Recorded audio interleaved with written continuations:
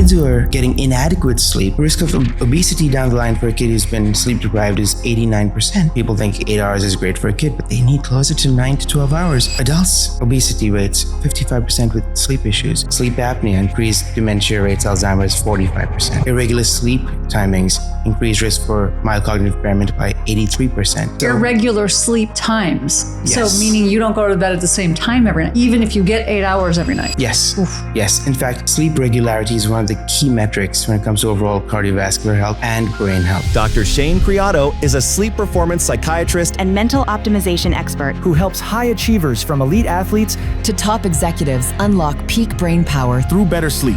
So nightmares occur in your dream sleep. Night terrors occur in deep sleep. One of the most common factors that's leading to night terrors is inadequate sleep time. Every day you are making your brain better, or you are making it worse. Stay with us to learn how you can change your brain for the better every day.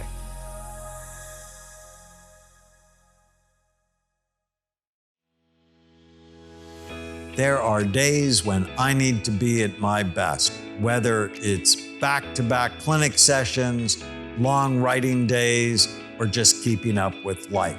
That's when I take Peak Energy from BrainMD. It gives me clean, steady energy without jitters or crashes. And I'm not the only one who loves it. It just won a 2025 Nexty Award, beating over 500 other supplements. If you want real energy that lasts, check it out at brainmd.com and use the code podcast20 for 20% off. So I am so excited about our guest today. Dr. Shane Creado, MD, is a globally recognized sleep performance psychiatrist and mental optimization expert who helps high achievers from elite athletes to top executives unlock peak brain power through better sleep. He's a double board certified psychiatrist and sleep medicine physician. Dr. Creado blends cutting-edge neuroscience with elite performance strategies to transform sleep from a nightly necessity into a competitive advantage. I love that. He's the author of the best-selling book, Peak Sleep Performance for Athletes. And Dr. Creado has worked with world-class organizations, including the U.S. Olympic and Paralympic Committee, NBA Players Association, PGA Tour Europe, and the Australian Football League. He's also a prominent clinician at the Amen clinics in Chicago. Absolutely love that. He's one of our top docs, where he integrates neuroimaging and functional psychiatry to treat sleep disorders, burnout, depression, and performance anxiety. His work has been featured in leading medical journals, national podcasts, and global health conferences. He also serves on the board of International Society for Sports Psychiatry, where he chairs the Sleep and Performance Committee. So welcome to the podcast, Dr. Creado. Thank you for the warm introduction, and it's Absolutely. an amazing pleasure to be here with you both. Always. And so Dr. Creado and I share many special patients. And when they're having trouble with their sleep, I text Shane and I'm like, I need help with this one. Or whenever we're traveling. So if you want to keep your brain healthy or rescue it, you have to prevent or treat the 11 major risk factors. And here at Amen Clinics, and people listen to the podcast, you know, we talk about bright minds. B is for blood flow, R is retirement and aging, S is for sleep. Because if you don't sleep well, you're not going to think well, and your brain won't be healthy. So let's start by, how did you get interested in sleep? As you rightly said, it affects every one of the bright mind's risk factors. And doing psychiatry, I realized that our patients were inadequately treated when it came to sleep. Every major psychiatric illness or diagnosis has a sleep component. And people were being given Ambien and Trazodone, benzodiazepines that are addictive, can really lead to brain damage in the long term. And I thought we were not doing a good enough job for our patients. We've taken the Hippocratic Oath. It sounded like a hypocritical oath. So I decided to do a further specialization in sleep medicine. And even then I found there were deficiencies in the existing paradigm.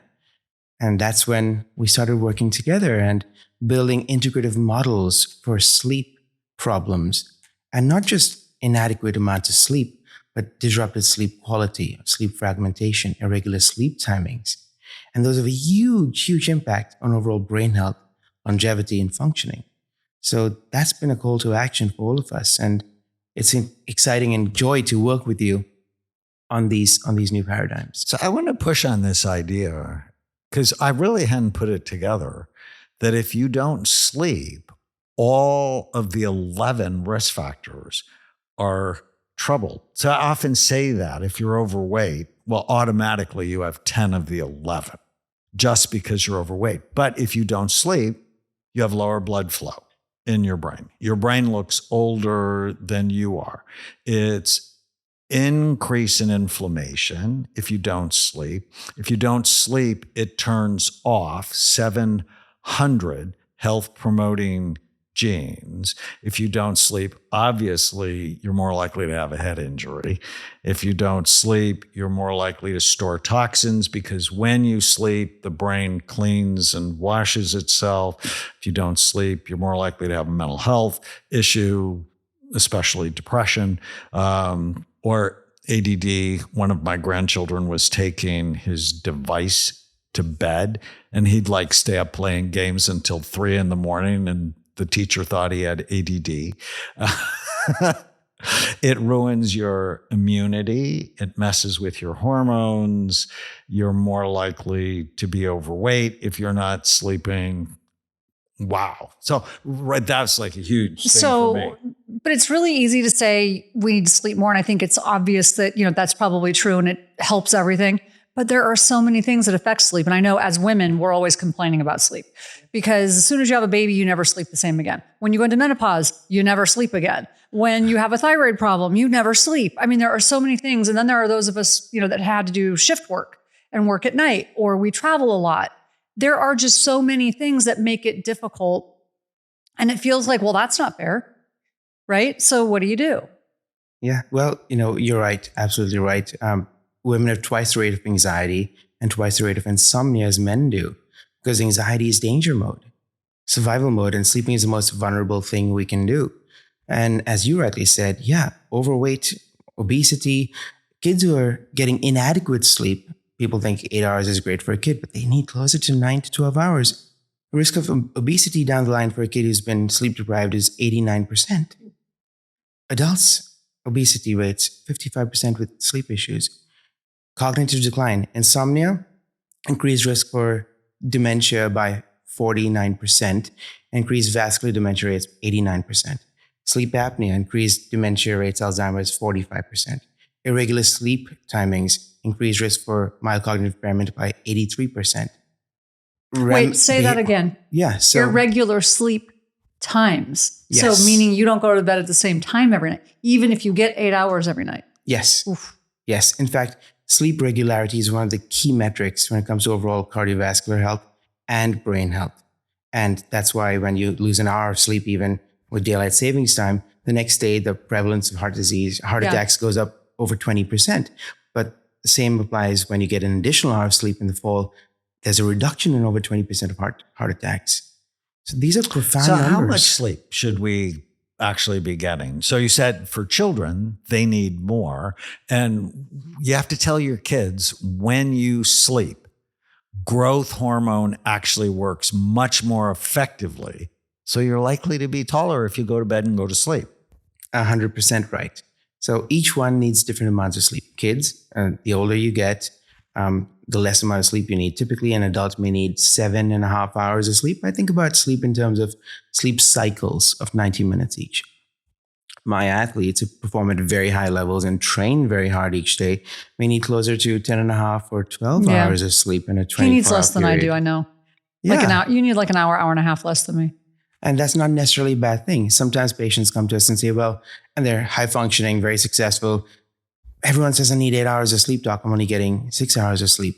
Well, maybe they're in the 1% of the population, which are called short sleepers, where there's no detrimental impact on their overall health. But if anyone's listening to this and says, I'm fine with 6 hours of sleep, are you in the 1%? How do you know? Have we seen your brain? Have we seen how much it's aging with our SPECT imaging? So it's always a risk. So it's timing, quality, and quantity.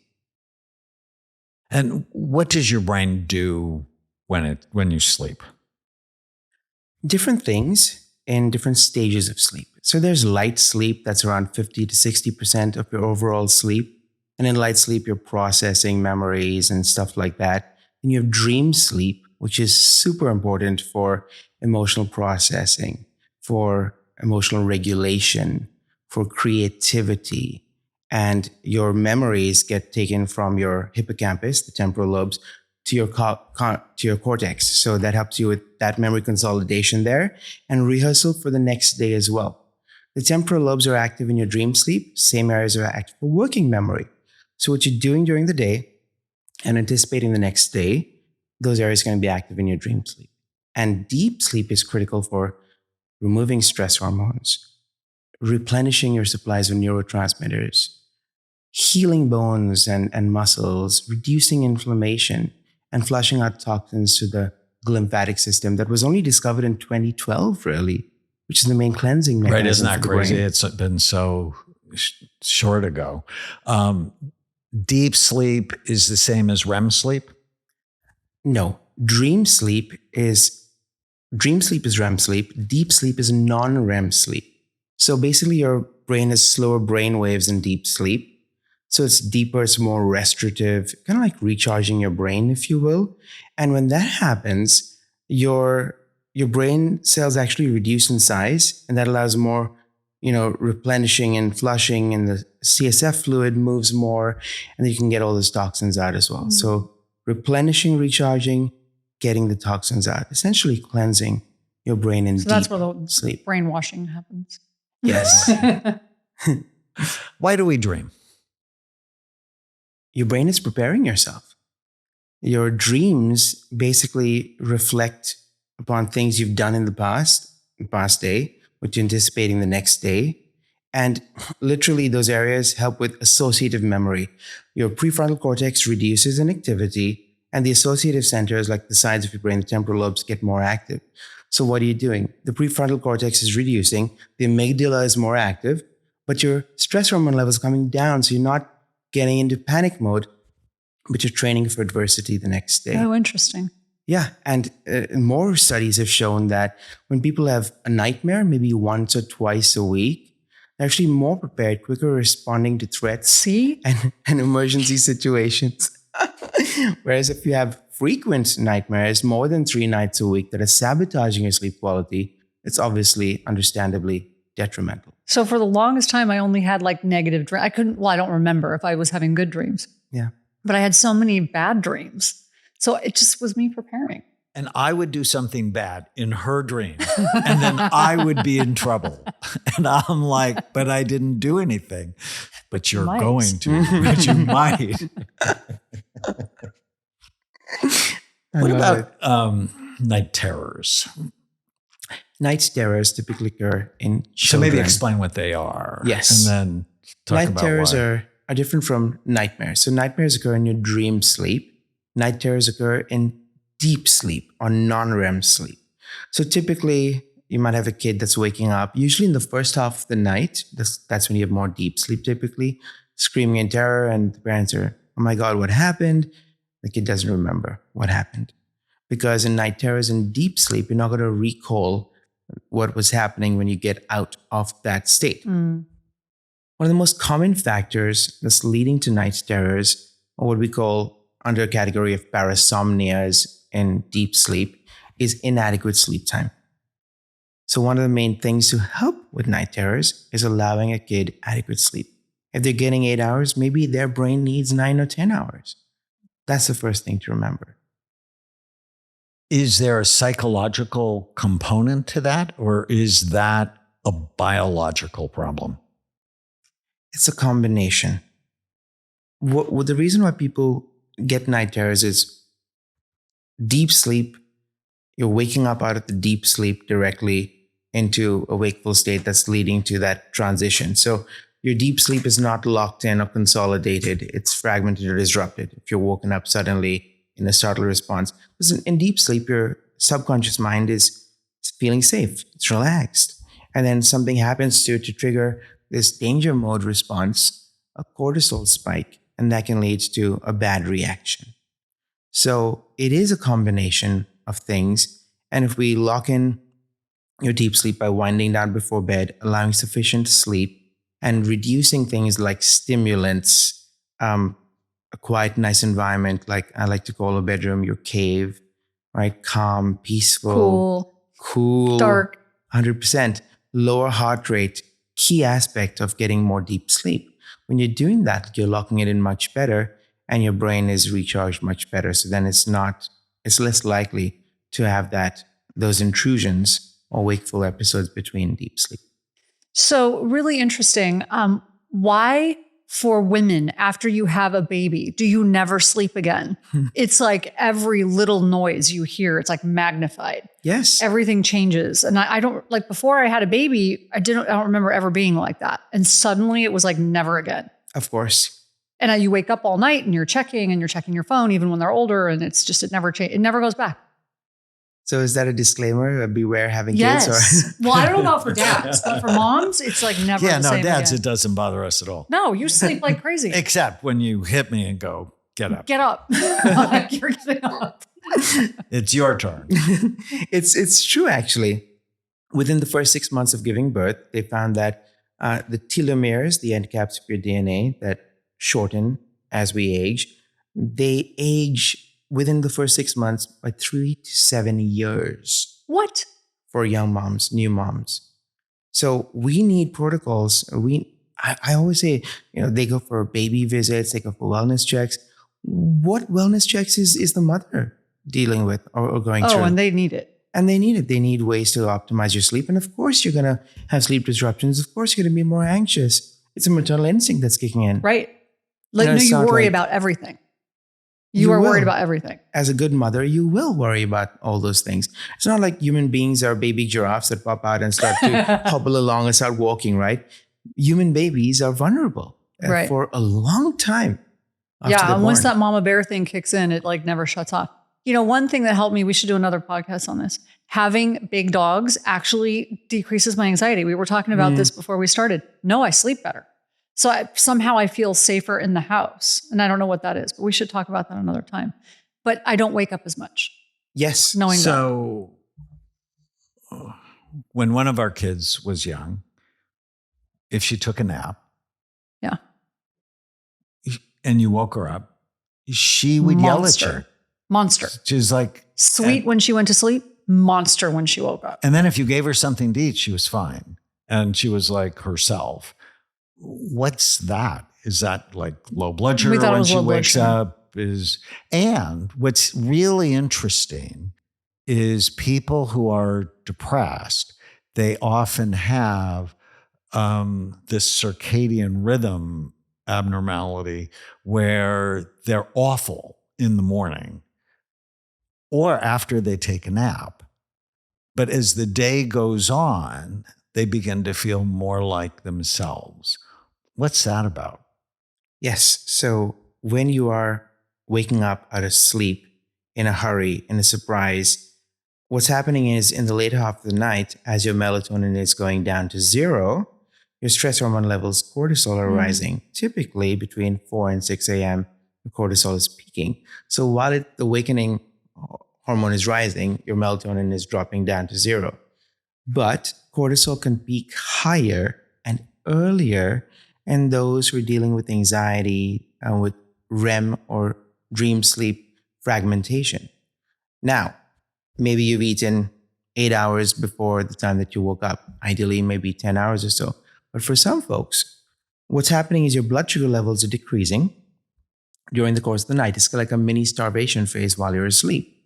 And while that's happening, your body says, wait a minute, there's low blood sugar. What do I do? Oh, I know. I'll, chisel away some glycogen from the muscles and the liver. What do I need to do that? I need the cortisol to do that. Oh. Right? So I wonder if that's why I have high cortisol. stress hormone levels increase to get the glycogen out to provide some more glucose to you.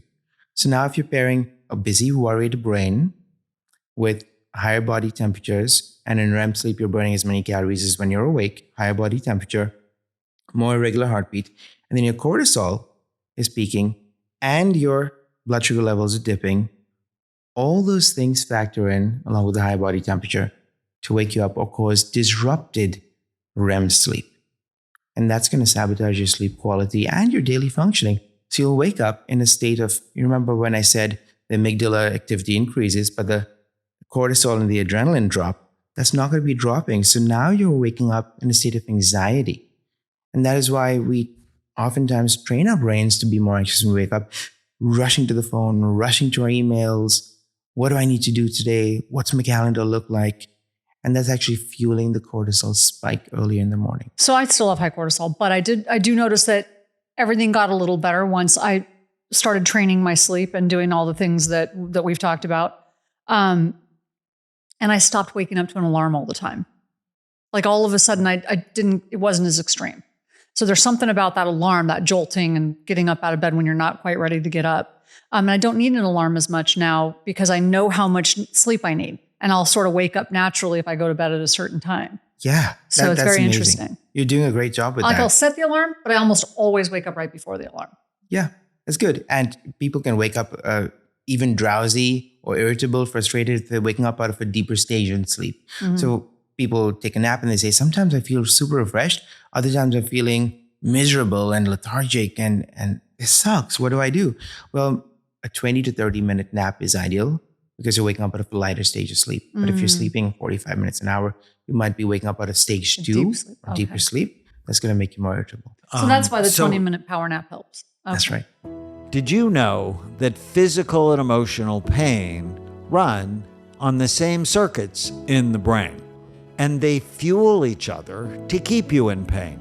In my new book, Change Your Brain, Change Your Pain, I'll show you how to break free from what I call the doom loop and step into a healing loop that can transform your life. Less pain, more joy. It's absolutely possible. Pre-order my new book now and receive special bonus gifts at changeyourbrain.changeyourpainbook.com.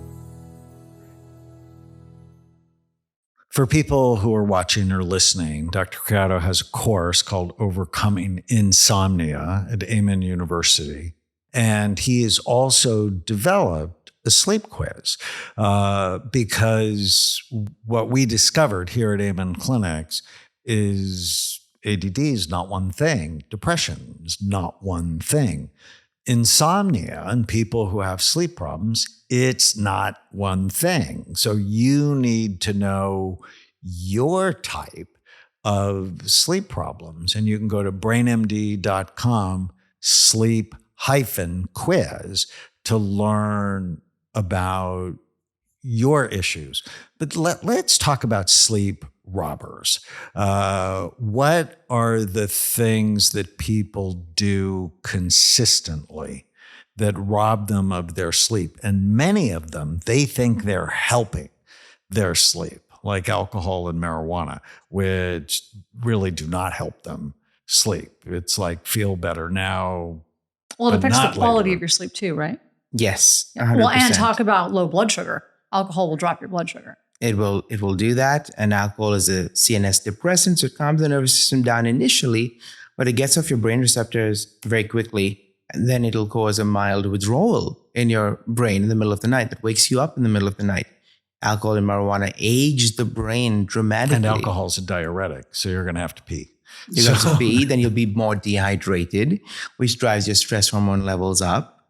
And then overall, it's a really bad way of trying to get good. You're not going to get good sleep. You'll get a little more sleep, but you'll wake up feeling miserable. So you get fragmented sleep. Right. And how about with marijuana? Because it's just rampant now. And it's like, this is what I use to go to sleep. And now they're having edibles and gummies where the But we're seeing THC anxiety go component up, is not actually down. pretty high. Yes. You know, I just did a podcast with Tucker Carlson and we talked all about marijuana and Girl Scout cookies, one of the edibles, is like 50% THC. It's called Girl Scout cookies. It's called Girl Scout cookies. Wow. It's an evil ruler strategy. Absolutely. Yeah. But we see that all the time at Amen clinics. People are using marijuana or edibles or smoking it before bed because they think it helps them. Yeah, but it's damaging the brain. We see it on the brain scans all the time. But the good news is there are better strategies for this. Way better strategies like the sleep quiz we developed and the sleep supplements that involve groups of supplements in therapeutic doses, melatonin free, that cater to the main three saboteurs for sleep. One is the busy brain. One is the anxious kinds of folks who worry. And then those are the restless sleepers who don't get that, tossing, turning is always par for the course for them. Okay, so hold on. You said melatonin free. I'm doing my cocktail, but I'm not melatonin free. Do I need to be melatonin? I only take a small amount of melatonin, but do I have to be melatonin free? Don't freak me out. Well, melatonin has its place when it comes to basically being as effective as switching the lights off. It's the darkness hormone. You switch the lights off, melatonin rises. Right. Now, if you need a small amount of melatonin to help nudge your brain into sleepiness, then that's fine. When I'm talking about a small amount, I mean like 1.25 milligrams or 2 milligrams. And where you're getting it from as well matters, because there's a lot of supplements out there. We've done testing that claims a supplement is 3 milligrams of melatonin. It could be between 0 and 30 milligrams. So they're not regulated. Exactly. Okay. So be very careful where you're getting it. Remember, it's only supposed to nudge your brain into sleepiness. It's not supposed to knock you out. It's not supposed to help you stay asleep either. There's only one condition in sleep medicine where we use much higher doses of melatonin, 5, 10, 15 milligrams. And that's in folks who act out their dreams. Oh. REM behavior disorder. That's one condition we'll go much higher with the melatonin. But there's way better strategies depending on what kind of sleeper you are, what kind of sleep type you have, and the main thing that's sabotaging your sleep. So if it's a busy brain, there's ways to calm it down, the supplements to calm it down. There's the cognitive shuffling we discussed a little earlier. Meditation, yoga nidra, physiological sighing. All those things are profoundly beneficial for calming the busy brain down. So people often use marijuana or alcohol because they don't know any better. And they don't know that while they're getting enough sleep, they're damaging their brain. Or people start using Ambien, or it's prescribed to them by doctors who don't know that Ambien may affect your sleep quality. And another study Plus, I published took this it once year. and it made me cry. The next day I would cry. I'm like, why? I don't want to take something that's going to make me cry for no reason. That's a good point. It might refer to what's called disinhibition in terrible. neuroscience. Yeah. And Ambien can actually reduce the drainage of those toxins in the lymphatic system by around 30%. We don't want to do that to our brains. We want quality sleep. So one thing, we travel a lot. And so getting like jet lag is a big deal. And when you travel a lot, you have to figure out how to not be constantly affected by that. So you've really helped me with the jet lag. So in fact, it irritates everybody because when we go on a trip, even to Europe, I typically don't feel a lot of jet lag when I get there. Coming home, I still have to figure it out. As I've only figured out how to do it like sort of one way. So I'll be a little bit sleepy, like off for a day or so when I get back. But it's amazing because you can actually help with people who travel a lot with some hygiene to help train their brains not to feel that jet lag when they get to where they're going. That's right. And I love that you guys have always been on top of it. And you always text me, say, Shane, okay, these are our schedules and our timings and these personalized protocols that you develop, calming the brain down, regulating your rhythm, looking at the time difference and the duration of your travel, the type of travel, strategic napping, light delivery, light blocking, grounding mats, a whole bunch of tools used in a very specific way can reduce your jet lag significantly. So my athletes, high performers, frequent flyers, they don't have jet lag anymore. No. And it's a superpower. Yeah. So if they're a shift worker, so Tana was a shift worker. I never could adjust.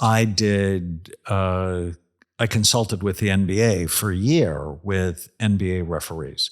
And they're very much like shift workers because they work late at night and then it's hard to go to sleep. And then they have to take the first flight out, which is often 6 or 7 o'clock in the morning. So they're not sleeping well. What can shift workers do to help counteract the negative impact of shift work on the brain?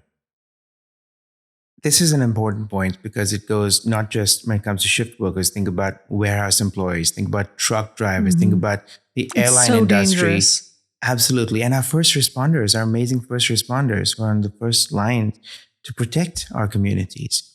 And that's where their brain is impacted the most. Shift work has been designated a probable carcinogen by the WHO years ago. Well, and not just the staying up all night. So I was an ICU nurse. I was trauma ICU and neurosurgical ICU. And I'm like, I'm going to kill someone if I'm not awake. So I have to stay awake. So therefore, I'm going to drink 2 pots of coffee and eat a bunch of M&Ms all night. So that was my routine to stay. I had to stay awake. I couldn't afford to not be sharp. So I didn't have skills back then. And that's what I did. But then all of a sudden, one day I woke up while I was heading towards the center divider. And for me, I never could adjust. I also had the thought, maybe I should have a glass of wine at 7 o'clock in the morning when I get home so I can sleep. And when I started having thoughts like that, I'm like, okay, I have to figure something else out. Yeah, not This only isn't is it working. bad for people's brains, but for the patients that are entrusted, Right. entrusting us with their lives. There are studies that have shown that if you have an overnighter versus someone who's at a 16-hour shift, which is too long anyway, 300% more medical errors. Right. 5 times as many diagnostic errors. You're diagnosing the wrong thing, 5 times more likely to do that. Needle stick injuries go up by over 60%. And these numbers have direct implications for health, not just your health, not just first responders, not just medical doctors or nurses, but everyone else that entrusts them with their care. Yeah. And So there it's a are some massive people impact. that I worked with that absolutely were nocturnal, preferred nights, slept fine during the day. Yeah. But they were few and far between. Yeah. And look, we're all tempted to start using copious amounts of caffeine and coffee on our overnight shift. I never went into that trend, even during my That's psychiatric. Well, That helps we to have were ADHD in blessed, those- right, as psychiatric interns and residents. When I was an intern, I was sleep deprived all the time. Oh, But no, not when I I was on psychiatry. Yeah, I watched 2 residents pass out on the floor. Yeah, I worried I was going to kill from being somebody. up all night for From- like 24 hours at a time. Right, but being a psychiatric resident is like way better than being a surgery resident but yeah, sleep deprivation, it is such a pervasive problem. Okay, so we talked about sleep robbers. What are sleep enhancers? And you talked about it. So the cave person, it's dark, it's Cold. cool, and it's quiet. And I've got my earplugs and I've got my eye mask and I've got my sleep cocktail. Yes. And then you So- said routine, Yes. that we should go to bed about the same time every night. And what about scary movies before bed? Do you like scary movies before No, bed? I don't like Okay. scary movies. But we've gotten into Dexter. Yeah, someone got us like hooked. Like I thought it was going to be terrible, but it's actually very funny. So it's actually not that scary. It's funny. Yeah, that's a very good point. What can help consolidate your sleep is a fixed wake up time every single morning and getting some sunlight on your face, because then it locks in your circadian rhythm really nicely. Additionally, winding down before bed, because you can't predict exactly when your brain is going to feel sleepy. But when you have a routine like an hour before bedtime, consider it your mini vacation. Yep. Dim the lights, do your to-do list, process the stuff that we've been flooded with all day, and then allows your brain to get relaxed more. That temperature is important. You need it around, the data shows between 65 and 66 Fahrenheit. Some people like it lower.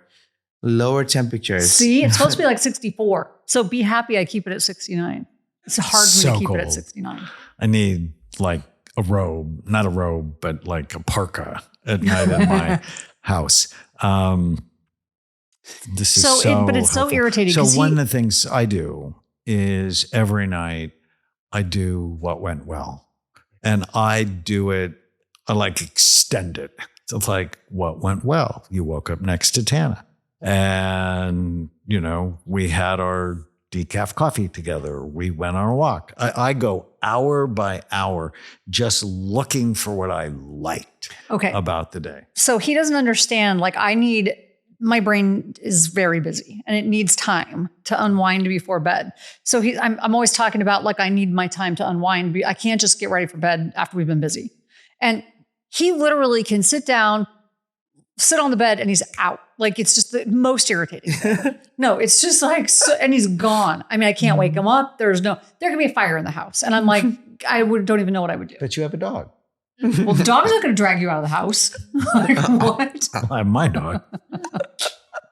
So, but for me, it takes time. We should Yeah. let Shane answer this. Right? It does take time for you because each one's brain is different. Some people have busier brains than others.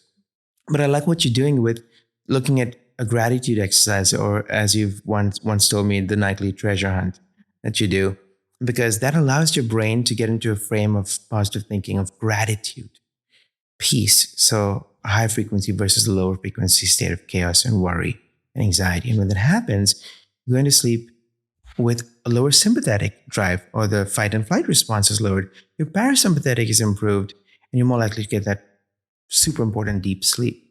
And then your dreams will be likely to be better because you're prepping your priming brain. your dreams to be happier. Well, we're running out of time. And I feel like we could just keep going on and on. We love you so much, and we are grateful.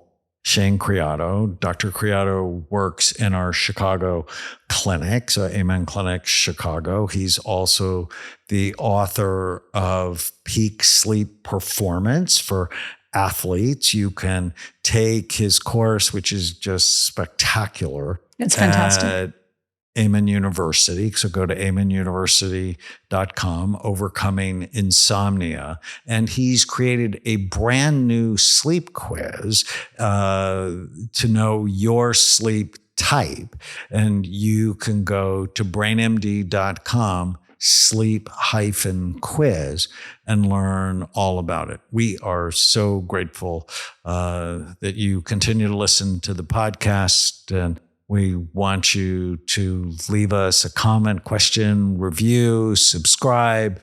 We have way more coming up for you. So, and I came up with an idea for you. You need to do a specific sleep program for new moms and menopausal women. Done. I'm also going to work on something for shift workers and first responders with that's Daniel. great. Yes. So I'd love to do that. Your brain is your most valuable asset. It controls everything from your focus and memory to your mood and energy. That's why I created BrainMD, to give you science-backed supplements that support your brain so you can feel and perform your best every day. If you haven't tried them yet, go to brainmd.com and use the code podcast20 for 20% off. Because when your brain works better, you work better.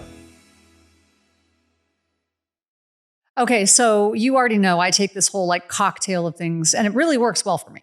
But if I had to pick one sleep supplement, because I know that you're working on sleep supplements right now for BrainMD, you've come up with this new line. What's your favorite, and what are your favorites? So if you have a busy brain, I like Quiet My Mind Sleep, but it has therapeutic doses of factors that dial it down. Okay. Stress relief sleep helps with those who have busy brains, worry all the time, and get stuck in certain thought cycles. So your brain is kind of blocked from processing the stuff that you've experienced during the day. And deep comfort sleep is my favorite combination for those folks who have restless sleep, just unrefreshed in the daytime. So these are powerful combinations, and these all tend to have magnesium in them. So magnesium has become one of my favorite sleep supplements of all time. It's been shown to improve your deep sleep, that restorative sleep that you need. It also dials the intensity of your emotional thermostat down, helps with muscle relaxation too. So glycinate is great for the nervous system and muscle relaxation. Threonate can cross the blood-brain barrier and calm the nervous system down. Awesome. Thank you so much.